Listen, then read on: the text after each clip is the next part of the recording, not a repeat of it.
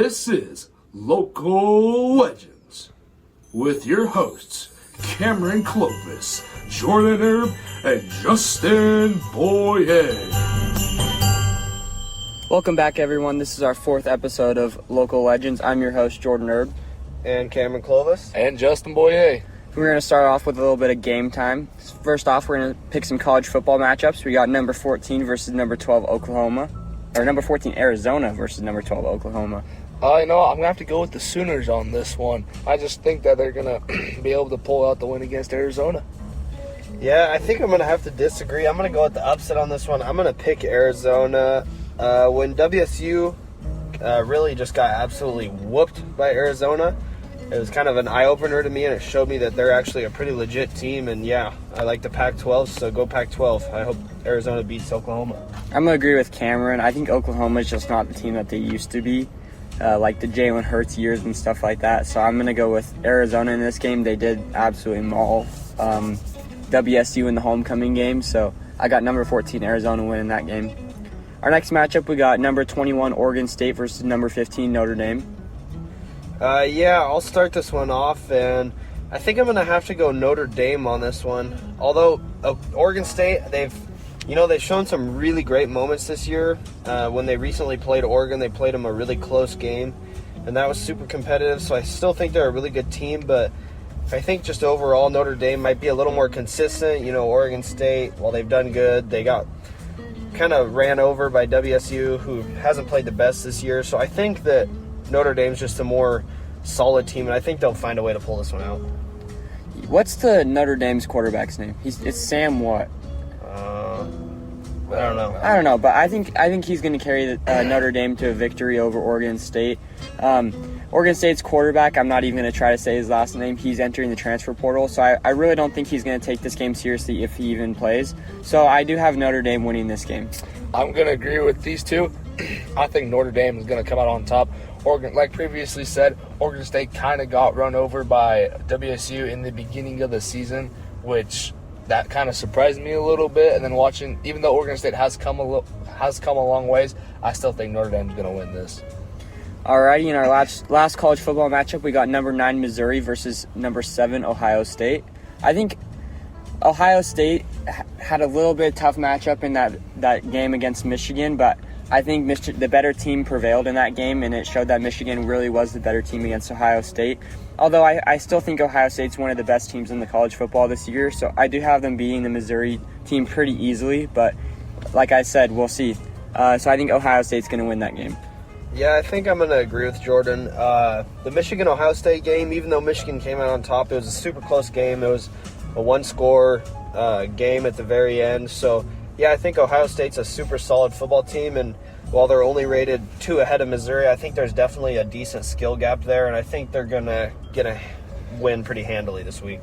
I'm in agreement with you two. Even though Ohio State did lose to Michigan, it was a close game pretty much through the entire end, so they were able to keep up with the Michigan offense, and they were able to hold them on multiple occasions. So I think that Ohio State's just going to overcome Missouri.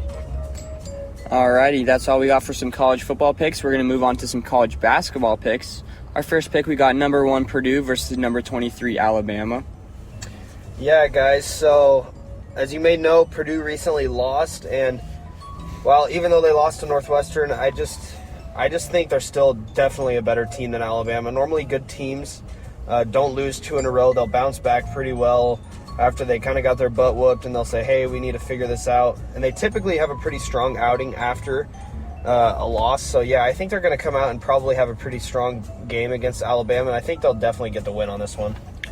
Currently, they are ranked number 1, but it being Monday morning, the AP poll has not came out yet. So I do see Purdue maybe possibly moving down past Arizona and some couple other teams in the college basketball rankings. But that's still not a match to the Alabama team. I think Purdue is going to easily beat the Alabama team with Zach Edey down in the paint, and I think he might have a pretty good game. So I'm going to have Purdue beating Alabama. I agree with you guys. I think number 1 Purdue, they're gonna pull out over the number 23 Alabama. I think they're just gonna dominate, even though they lost their past game. Alrighty, we got number 3 Marquette versus Notre Dame. I'll start off with this one. Marquette is a top 3 team. They played very, very good. I don't remember who the other top team they beat was, but Purdue. It was Purdue. Mm-hmm. They did have another top 5 matchup win. So I think that they're going to very easily handle this unranked Notre Dame team. You don't really hear people talking about Notre Dame very much for college basketball. And Marquette, in the recent years, has really came up the ranks as a basketball school. So I think Marquette's going to easily handle the Notre Dame team. I'm in agreement with you. Notre Dame, they're looked at more, I think, as a college football team more than a college basketball team. And with number 3 Marquette, I think they're just going to walk all over Notre Dame. Yeah, this Marquette team this year, guys, they're pretty legit. I mean, they're just all around a really good basketball team, and that really showed against Purdue, especially when they kind of shut Zach Edey down a little bit for a stretch there. It allowed them just to work and get points and pull out ahead. And, yeah, I think they're going to do the same thing to Notre Dame, just on a higher level, and get a pretty easy win. In our last college basketball matchup, we got number 19 BYU versus Utah. I'm going to have to go with the ranked team, number 19 BYU against Utah. I think they're just going to be able to outplay them, outmaneuver them. I think they're just going to take the win with this. Yeah, well, I agree that BYU is probably better. I hate BYU myself, and to be honest, I just really like to see them lose. So I think I'm going to have to go with Utah on this one, go for the upset. I don't know a whole lot about either team, but just being a Gonzaga fan and knowing that kind of rivalry between the two teams, I just don't like BYU, so give me Utah. Agreeing with Cameron, as a huge Gonzaga fan, I absolutely hate BYU with a passion, so I really hope Utah wins this game. However, I don't think that Utah's going to be able to beat BYU, so I'm going to have BYU winning that game. In our last category, we got some NFL matchups. We got the Colts versus the Bengals. I'll start off with this one. I think the Colts are going to win this game. Last week, you guys had the Colts losing their game versus the Titans. I don't think they're going to lose this one. I think they're going to go 6 straight. And it's going to be a very good matchup for the Colts without Joe Burrow in that game. So I think the Colts are going to very easily handle the Bengals with very easy offensive drives, and their defense might pull out a big win for them. I think I'm going to agree with you on this one. Bengals, they're kind of looking down a little bit since they lost Joe Burrow, so I think they're still not really 100% back with their offense with their backup quarterback, so I'm definitely going to go with the Colts over the Bengals on this one. Yeah, I'm also going to have to agree with you guys. Joe Burrow being out is just honestly a huge detriment to this team, and they're just absolutely not even close. While they weren't the best before, now they're just not playing good really at all. So, yeah, I'm going to have to go with the Colts getting a pretty easy win here. In our next matchup, we got the Bills versus the Chiefs. Oof.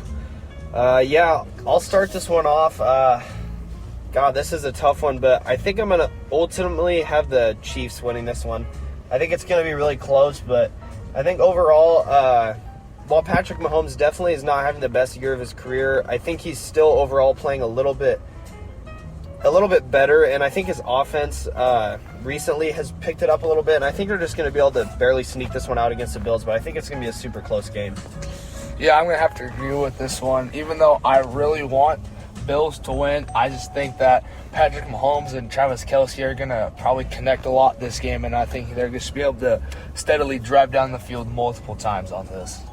I'm actually going to disagree with you guys on this game. Watching the Chiefs versus Packers last night, the Chiefs really didn't look very good. The Packers were able to handle them pretty easily, and so I think the Bills are starting to fix some of their mistakes. I think the Bills are their offense is working out some of the kinks that they're getting. I think Josh Allen is starting to see some mistakes that he's making and being able to adapt to them and fix those mistakes. So I think the Bills are going to get their offense going, and they're going to beat the Chiefs next week. I think for our next matchup, we got Titans versus the Dolphins. You guys picked Titans last week, but I'm going to go with the Dolphins this week. The Dolphins' offense is a big powerhouse in the NFL with Tyreek Hill. Tua's throwing the ball to him pretty well. And I think that the Titans really can't handle the Dolphins' offense, and so I think the Dolphins are going to easily beat the Titans next week. You go ahead. I'm in agreement with you, Jordan. I think that the Dolphins are going to be able to overcome the Titans this week, even though I still don't think Tua Tagovailoa should be playing with the 2 concussions he's got last year. He really should not be playing, but he's proven he's doing really well, and him and Tyreek Hill have just got a really good connection, and they just go off with each other. So I think I'm going to go with the Dolphins on this one. Yeah, I'm going to have to agree with you guys. I think the Dolphins are going to win this one pretty easily. They've got just a super explosive offense. I mean, an explosive play, I think, is defined as a run over 10 yards and a pass over 20 yards, and they've just got tons of those this year. They seem like they always find a way to get a deep ball in, and yeah, I think the Dolphins are just super explosive, and the Titans just don't have any way to match it. Alrighty, that's all we got for some game time picks. Yep. Up next, we got our guest, Chris Loseth, being interviewed by Justin Boyer. Yeah. Morning, everybody. I'm Justin Boyer, and welcome back to another episode of Local Legends. I'm here with a very special guest of mine, Chris Loseth. Hi, good morning, Justin. Chris Loseth, President and CEO of P1FCU. Potlatch #1 Financial Credit Union is our official name. P1FCU is our acronym that we use for marketing because it's a lot shorter name and it's a lot quicker and it's a lot easier to identify our brand being P1FCU. So we have 36 offices spread across 3 states, Oregon, Washington, and Idaho, and it's a pleasure to come to work every day and do my job. All right, it's great to have you here, Chris. So I'm going to ask you, man, a couple questions. Just let's have fun with this. All right, so my first question I have for you is, where are you from? I'm from Orofino. I'm from Orofino, Idaho. Grew up in Orofino. My great-grandfathers were both pioneers in Orofino back in the day, and there's a Loseth Road if you go up to Dvorak Reservoir, so you'll see that, and a bobbed bench on the Pink House Hole area that cuts over the hill and goes back into Peck, so that's where my great-grandfathers came to that area. That's amazing. And then I guess another question I have for you, what was your favorite childhood memory growing up? Most of my favorite childhood memories involved being out in the snow, being out in the mountains, being out camping, fishing. We did a lot of camping and fishing. We just spent a lot of time outdoors. We didn't have video games, and we didn't have homes where we just wanted to sit in there all day. We just went out and had fun and did things. That sounds awesome. So you grew up in Orofino. Did you go to Orofino High School? I went to Orofino High School. I'm a proud Orofino maniac. All right. Class of 1976. All right. So did you do any sports in high school? I did sports. We officially had sports starting in the 6th grade. We had 6th grade basketball, and then junior high school. I did football, of course, baseball, track, and wrestling. So back in the day, you could do track and baseball at the same time in Idaho, so you could play dual sports. So nice. Yeah, played all the sports and played all the summer sports. We played a lot of baseball over the years. So yeah, that's nice. So, what was your favorite thing to do when you were in high school? My favorite thing was to get up in the morning, go to school. I worked during high school, so I worked before school. I was a radio announcer, actually, at the radio station KLER in Orofino, and then in the afternoons and after football practice and after other practices, I worked at Yazzolino's Pizza Restaurant. So worked my way through high school because I had a car and I had insurance and I needed gas and all those types of things. Nice. Okay, so where did you go to college after you're done with high school? I started off, I went to school in a couple places, and I finished up most of my college educations from Texas A&M University in College Station, Texas. Nice. I've been there before. It's a very nice campus. It's very nice. So that's you already went over this a little bit. So you said your first job was at the radio station and that pizzeria. My very first job was when I was 13, and I bundled cedar shakes at a cedar mill. So did that, and then the summers, when I was younger in the summers, we would work at the Conkerville Mill and piled lumber. All right. So I just got to know, how did you get into the banking aspect? Well, I years ago, I went to school at Texas A&M. I got a degree in accounting, and from there I went into public accounting, worked for a CPA firm, and one of our clients was the Idaho Credit Union League, and we did their audits, and eventually I went to work for them as their audit manager. We audited 48 credit unions in Idaho, did some consulting work, and I came here to P1FCU, did some consulting work. They were looking for a CEO, and they asked me if I'd come on board, so I did that back in 1989. Gotcha. So pretty much. So then what made you want to come to P1FCU? Really, what was the main thing? Well, the main thing, I came to P1FCU and did a management consulting session with them over about a month and a half. And through that period, I saw a lot of good opportunities here.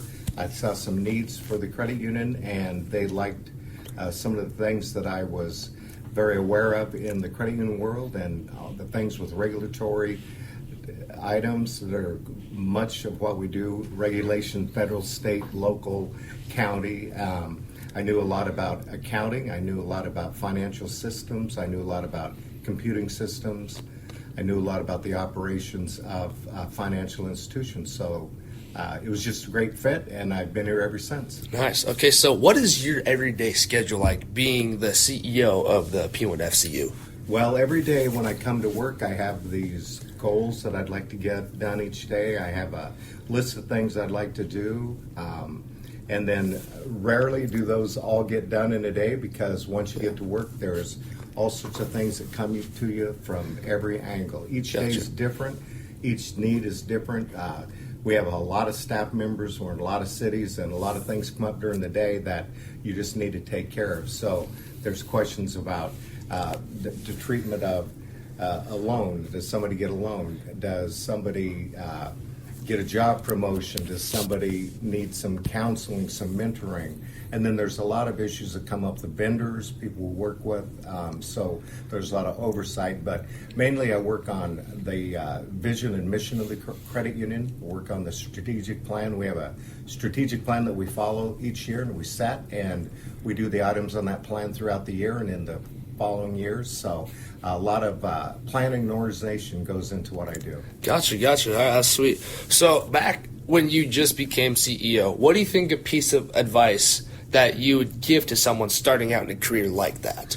Well, I think a pretty good piece of advice is to come to a job and keep learning. No one knows everything the first day they come to a job, and you need to keep learning, keep expanding your knowledge of what you do, and make sure that you're on track with what you do. But I'll tell you what's important is come to work, do your job, and do it well, and be proud of what you do every day, and be energetic about your job, and you need to find work that you like to do, and it doesn't matter what it is. Gotcha. It doesn't matter if you're washing dishes at a restaurant, be the best dishwasher there ever was. If you're being a teller at a credit union, be the best teller there ever was, because people notice the work you do, and that helps you get promoted to your next position. Gotcha. So being good at what you do and doing what you do, is that some more aspects that you think make a good or successful business? Well, you really need to know what your business does, how your business ticks, what makes it work. How does your business make money? What do you do every day, no matter what your job is, that helps the company to grow and expand and be successful? So it's important that every person here does their job. If we hire somebody today, their job is more important than my job, because we all have to do our job to make everything work. Gotcha. So throughout your day, what do you think your favorite part of the job is? My favorite part of the job is when I'm asked to help with some difficult questions, some problems, some issue. I'm there to help solve. Lots of people come to me for assistance in decision making, to make sure the decisions we're making are on track, and sometimes they just verify if they're making the right decision for us. And it's really nice to work with people that are all energetic and have mojo and want to get things done. Your day's great when everybody's there with the same mission of doing the best job we can every day and doing a little better each day after that. Got it. All right. So then here's the opposite of that. What do you think is your least favorite part of this job?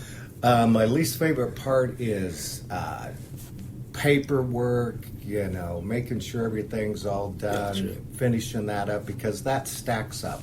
Gotcha. Mundane tasks that you have to do from time to time, filling forms out, submitting things, but they have to be done. All of it has to be done, and just have to make the best of everything you do every day. Got it. All right, so who do you think has been, throughout your entire career, throughout your life, who do you think has been the biggest influence in your life so far? I've had different people that I've run into over time that were a little bit older than me, and they could mentor me. Folks that have run some other financial institutions that have done well. You always look at a competitor that's doing really well, and that's who you seek out. Because if you want to get better, you surround yourself with good people that are good with what they do, and you seek out people that know more than you. Gotcha. And learn what they know that'll help you be successful. Gotcha. So learning from people that maybe know a little bit more will help you farther down the road. Right. And Gotcha. I've met a lot of people over a 35-year career, and every time I meet somebody that is pretty sharp, I try to learn what they know. Gotcha. So with your knowledge right now that you've learned through for 35 years, if you were able to start a new business tomorrow, what company do you think that would be?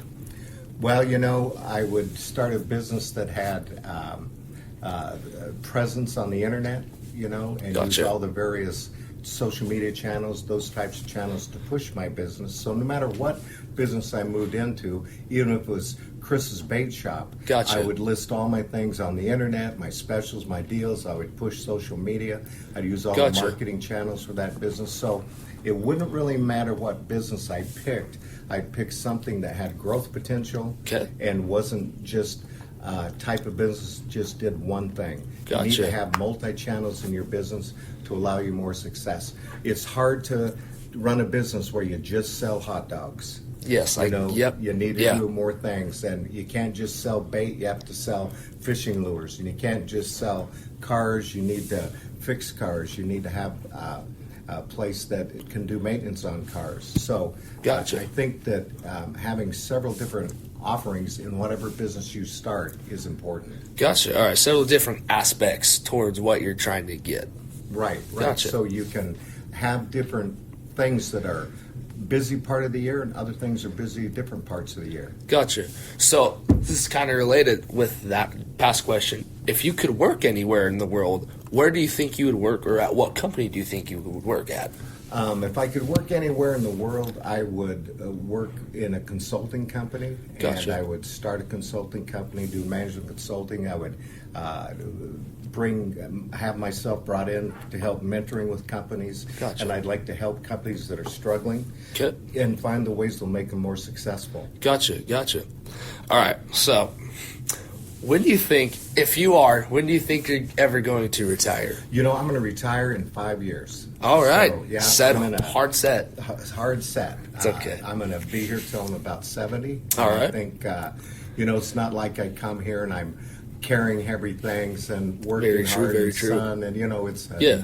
nice setting, and it's rewarding work. And if you can't come to a job every day and love what you're doing, then you need to find a new job. Exactly. I love what I do every day. I love working with people. I love helping people. I love solving problems. So I can keep doing that for another 5 years. Gotcha. My dad always says, I'll give him, I got 5 years left. He does not have 5 years left. No. He's tired. No, I know your dad. Your dad should retire and enjoy his home in Oregon and his home up on the hill and just have a great time. That's what I say, but he doesn't agree with me, but whatever. So after you retire, who do you think will become the new CEO of P1FCU? Normally in my position, the folks that are responsible for replacing me will use a firm that helps recruit people, helps analyze people, sees their strengths and weaknesses and where they fit into the position. So we use a professional company to help us Gotcha. decide who takes over my position in the future. Gotcha. All right, sweet. So I'm on my last question here Yes, for sir, you. we're there. We made it. Is there any question you wish that I would have asked you? I wish that you would have asked me what's the most important thing I can do when I start a new job Okay. to be successful. All right, I'm going to then. tell you what you need to do there is you need to come to work hard every day, do the best you can every day, and learn every single day. We're lifelong learners. I learn every day. There's things I'll learn next year that I didn't know about this year. And whenever I think that I'm done learning, I'm not. There's more to learn. There's better ways to do things. There's more efficient ways. You always have to be thinking. So if you're Doing dishes at the restaurant, which I did when I was a kid, I always tried to get them done as fast as I could, as best I could. So if I could find a better way to wash dishes, I would do that and be better and teach the people coming up behind me. Gotcha. Because you work with people every day, and you have to work close with people, you have to get along with people, and you all have to have the same mission in life, make your company successful. Gotcha. Well, Chris, I would like to say thank you very much for letting me come and have this great interview with you. And ladies and gentlemen, I will see you next time on Local Legends. Hey, I say go AHS, go Panthers. I have 3 kids that graduated there. I used to be on the school board, and I love AHS. Gotcha. Thank you very much. Hey guys, welcome back. I just finished my interview with Chris, and now I'm here with Jordan. And Cameron. and we're here to discuss the past interview we just had and maybe go over some key topics that we think were really good. So for starters, I think that one of the favorite ones I heard was he worked before school as a radio announcer, and he worked after school and after sports at a pizza restaurant after school. I think that's pretty amazing. Back then, he would go before school, get up early, go on the radio, announce stuff, and then go to school all day, go to practice, and after that, go to work, and he'd work during the night. So I just think that's pretty incredible doing that. Yeah, I can't imagine working a job before school. I work 3 days a week right now, and I don't think I could handle working before school and after school every day. Yeah, I agree with both of you guys. I mean, yeah, that's just super cool that he was such a hard worker at such a young age. And just kind of like he said in the interview, he said that his favorite part of, being in high school was just waking up and going to work and then going to school. And you can kind of tell that's what he was good at, because he's a super big business leader now. He's the CEO of P1FCU, as you guys heard.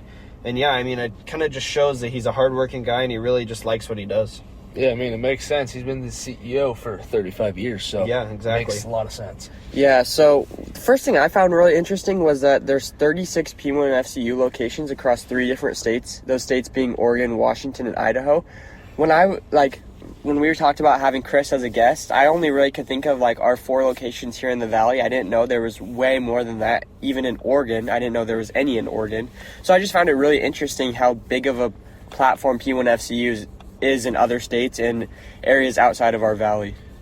Yeah, I agree with you. I actually had no idea that P1FC was this big at all. I mean, I knew it was the biggest credit union in our Valley for sure, but yeah, I just did not understand how far their reach was outside of our Valley and just into other states. And yeah, I just thought it was super cool as well. Yeah, I agree. I mean, I've known Chris for a while, and I did know that there were a couple outside of the Valley, but I didn't know there's a total of 36 outside the Valley throughout Oregon and Washington and Idaho. I just think that's incredible how big of a platform he was able to reach out throughout his 35 years there. Yeah, and then what I found interesting is he said his first job was stacking wood at a lumber mill, and I just thought that was pretty interesting because he said he was 13 years old when he started doing this, and that's just a really young age. And like we said earlier, he's a super hardworking guy, and this just shows that. I mean, stacking wood, if you guys know, I mean, it's hard work. I mean, I guess some people like it, but it's not for everyone. It's hard work, and yeah, it just shows how determined he was as a young kid. Yeah, he kind of reminds me of my grandpa. My grandpa actually worked at the same mill that Chris had talked about in the interview, and it really just made me think of my grandpa, because my grandpa started out at a young age working really hard and providing for his family, and it just reminds me of Chris and my grandpa at the same time. Yeah, that's true. I mean, working when you're 13 years old, that's pretty tough. All summer long at a lumber mill, hauling heavy lumber just all day. That's pretty impressive, and that's hard. That's hard to do when you're 13 years old. I remember when I was 13, that's the last thing I would want to do over the summertime. Another thing I found interesting was he used to audit a lot of banks and then moved into P1FCU. Now, before I really met him, I thought that he kind of created P1FCU, which then when I was a little older, I found out I was incorrect about that. That before he started at P1FCU, he went to college at Texas A&M, which that's pretty cool. And then after that, he would go around and he would audit for banks, and then eventually he was picked up by P1FCU because he fulfilled what they were needing for a CEO spot. Yeah, like Justin said, I honestly thought he was the founder and creator of P1FCU, but listening to your interview with him, I found out that he worked at a lot of banks. I think he said it was like 50-something banks that he did audits for, and then eventually made his way into P1FCU and worked his way up the ranks into the CEO position. Yeah, I completely agree with you, Jordan. Just because he's been at P1FCU so long, I think people, honestly think that he has founded the company and led it for so long. But it was pretty interesting to see that he didn't just found this company. He actually started like way at the bottom, moving around tons of different banks, and then he was picked up by P1FCU. And it just kind of shows, that he didn't start with everything. He had to move around a lot, and then he worked his way into a good job. Yeah. So the very last thing that I found interesting, and then Cameron found another one, that his favorite part of the job was helping out with difficult tasks. He said that with his day-to-day job, it's very hard for him to have a big role in the company, but he really likes helping out when he can. And a lot of times he's being approached by coworkers and some staff members about some difficult tasks or some difficult decisions, and he really loves having that role and helping make that decision or helping out wherever he can there. Yeah, I agree as well. I kind of understand where he's coming from. If you got a big problem that's been going on for a long time, and then you finally figure it out, it feels good. You feel accomplished. You feel like you help people out, especially if it was a coworker coming to you with a problem. You feel like you helped them out, and it just makes you feel more accomplished. So I totally get where he's coming from. Yeah, I agree 100%. When you're the CEO and there are people you're high up on the list, and so when you're able to go around and helping solve problems around the company that better your company and better your future standings, I think that's just great that he's able to do that throughout the company. Yeah, I agree. And then the last thing that I found interesting is he said if he could start any new business, one of his biggest wishes was a heavy presence on the internet. And I found this kind of interesting, for one, because he is older. How old is he, Justin? He is 65 years old. Yeah, so most people that are even like 40 years old and above, technology has just changed so much recently and just evolved that it's like completely foreign. But I think it's pretty cool that he recognizes just exactly how important the internet is, and just shows that it's the future, and he's open-minded. And just most old people are kind of like, oh, the internet, blah blah blah, but he accepts it and he understands it, and he knows that it's the future, and I just think that's pretty cool.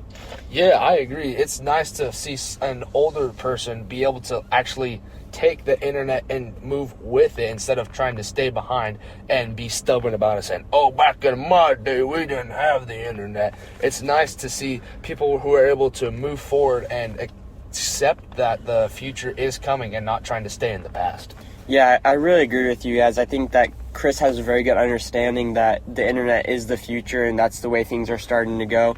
And I think that he understands that's the best for a lot of businesses, and that would be a good way to start a successful business, speaking that his business that he's running is extremely successful. So it would be a good starting point for a lot of businesses. And then to end this on a lot of Christmas spirit here, we're going to have a little discussion about what's the worst and the best Christmas song. So I'm going to start it off. I think, honestly, I wouldn't say it's a bad Christmas song. I just think it's extremely overplayed, and that song would be All I Want for Christmas Is You by Mariah Carey. No hate against the song. I just think it's extremely overplayed. It's pretty much played in every single retail store that you go into during Christmas time. But I think the best Christmas song would be Jingle Bell Rock. I think that one just really gets you in the Christmas spirit. Yes. Jordan, I'm so glad you brought both of those up. I agree 100%. I'm not dissing on Mariah Carey. I just really think, like you said before, it is too overplayed. Every Christmas store every store I walk into, even sometimes restaurants I walk into during the Christmas time, they're playing that, and it's overplayed. And eventually, I do get really sick of it. And so I'm happy someone else had agreed with me with that. And then also Jingle Bell Rock, I really agree with that too. That's one of my favorite Christmas songs. Every time I listen to Christmas music, I always try to put that one on. That one just really gets me in the spirit because it's just a really happy song. It's a really fun song, and it's a really nice song. I like it. Yeah, I completely honestly agree with what you guys were saying. I think you might be dissing on All I Want for Christmas a little too much, but I also agree that it's definitely overplayed. It is. I do like the song, though. Our basketball boys have been playing it recently pregame as some of their warm-up music, and I honestly think it sounds like kind of a weird warm-up song, but it honestly, it fits pretty well and it gets people going. But Yeah, I think it's a little overplayed. I agree with you guys. Jingle Bell Rock is super good, but I think I'm going to have to give the best Christmas song to Feliz Navidad. I mean, I've always liked that song. Fair point. I think it's really good. We're playing it in our jazz band right now, and yeah, it's just a really fun song. Well, that's all we got for you guys for this episode. Thanks for tuning in, and hope you guys come back next week for our next episode. Thank you very much. And remember, make sure to like and subscribe and leave any comments if you have any questions. And hit that bell. See you guys later. See ya. Ho, ho, ho! Merry Christmas!